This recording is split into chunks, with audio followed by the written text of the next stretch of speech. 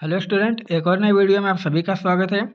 दोस्तों, India post में ग्रामीण डाक सेवक की वैकेंसी आई हुई है और आज हम आपको इस वीडियो में इस वैकेंसी से जुड़ी सारी चीज़ें बताएंगे कि इस फॉर्म को कैसे अप्लाई करना है, लास्ट डेट क्या है और इसका सिलेक्शन प्रोसेस क्या रहने वाला है। तो ये इसका ऑफिशियल नोटिफिकेशन है, जो कि ये नोटिफिकेशन 28 जनवरी 2026 को आया हुआ था। अब बात करते हैं फॉर्म भरने की। तो फॉर्म भरने के लिए सबसे पहले आपको OTR, जिसे कि आप वन टाइम रजिस्ट्रेशन कहते हैं, आपको OTR करना होगा। और OTR करने की जो डेट है वो 31 जनवरी से स्टार्ट हुई थी और 14 फरवरी तक OTR करने की लास्ट डेट है। वहीं फॉर्म भरने की जो लास्ट डेट है 16 फरवरी तक है, जो कि 2 फरवरी से स्टार्ट हो चुकी है। इसके बाद यहाँ पर बात करते हैं कि कौन कौन से पोस्ट पर यहाँ पर वैकेंसी आई हुई है। तो इसमें जो पहला पोस्ट है वो है BPM, यानी कि ब्रांच पोस्ट मास्टर का वैकेंसी आया हुआ है। उसके बाद जो दूसरा पोस्ट है वो है ABPM, यानी कि असिस्टेंट ब्रांच पोस्ट मास्टर का। और तीसरा जो पोस्ट है ये है डाक सेवक, यानी कि ये 3 पोस्ट पर यहाँ पर वैकेंसी आया हुआ है। अब बात करते हैं इसकी सैलरी के बारे में।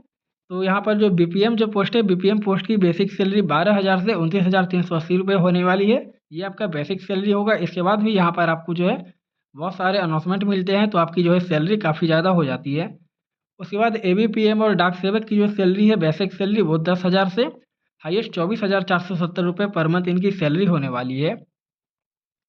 अब बात करते हैं एज के बारे में। तो यहाँ पर जो सभी कैटेगरी के लिए जो मिनिमम एज रखी गई है वो 18 साल तक है। यानी कि आप मिनिमम 18 साल पूरी करने तक, अब अगर आपका 18 साल पूरा हो गया है तो आप इसके लिए फॉर्म भर सकते हैं और मैक्सिमम 40 साल तक आप इस फॉर्म को भर सकते हैं। उसके बाद यहाँ पर कुछ कैटेगरी को छूट दी गई है, तो इसके बारे में भी बात कर लेते हैं। तो SC और ST कैटेगरी के जो स्टूडेंट होंगे उन्हें 5 साल की छूट मिलेगी।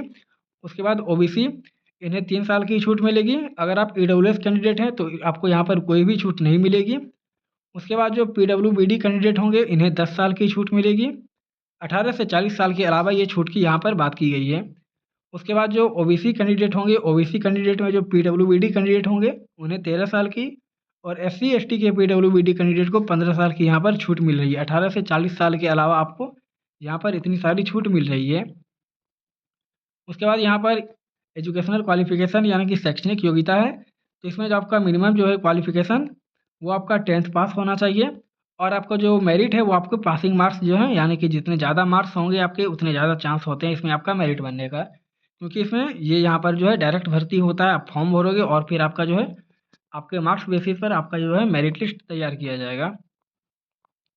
इसमें और भी कुछ चीज़ें हैं कि आपको वो बेसिक चीज़ें आनी चाहिए, यानी कि बेसिक लैंग्वेज आनी चाहिए किसी भी क्षेत्र की। उसके बाद आपको साइकिल चलाना आना चाहिए, ये दोनों यहाँ पर इम्पोर्टेंट चीज़ है। उसके बाद अब बात करते हैं इस फॉर्म को भरने की कि कैसे इस फॉर्म को आप भर सकते हैं। तो इस फॉर्म को भरने के लिए जो है आपको इसकी ऑफिशियल साइट पर आ जाना है। ये देखिए यहाँ पर ये इसका ऑफिशियल साइट है। यहाँ पर देखिए लिखा हुआ है स्टेज 1 में जो है सबसे पहले आपको रजिस्ट्रेशन करना होगा और फिर आप इसके लिए अप्लाई कर सकते हैं, जो कि आपका जो है बेसिक डिटेल, अपना नाम, फादर्स नाम, अपना एड्रेस, आपका जो डॉक्यूमेंट होगा वो सभी चीज़ें आप यहाँ पर अपलोड कर सकते हैं। उसके बाद आपको यहाँ पर फी पेमेंट करना है। तो यहाँ पर देखिए अप्लाई करने के लिए आपको इस लिंक पर क्लिक करना है। यहाँ पर लिखा हुआ है क्लिक हियर। इस पर क्लिक करने के बाद एक न्यू पेज ओपन होगा। इस न्यू पेज में आपको यहाँ पर जो है click here to registration apply, आपको यहाँ पर क्लिक करना है।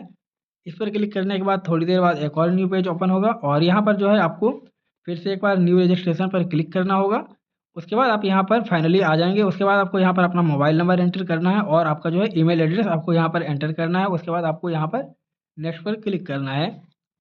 इसके बाद जो है आप अपना बेसिक डिटेल हो गया और आपका जो सर्टिफिकेट है, डॉक्यूमेंट है, वो सभी चीज़ें आप वहाँ पर अपलोड करके उसके बाद फ़ी पेमेंट करके, और लास्ट में आप ये ध्यान रखिएगा कि आप जो फॉर्म भरेंगे उसका रिसीविंग डाउनलोड करके आप रख लीजिए, क्योंकि जब आप डॉक्यूमेंट वेरिफिकेशन के लिए जाते हैं तो आपको वहाँ पर जो आपका डॉक्यूमेंट होता है उसके अलावा आपका रिसीविंग भी वहाँ पर देखा जाता है। तो आपको इसे संभाल कर रखना है फॉर्म भरने के बाद।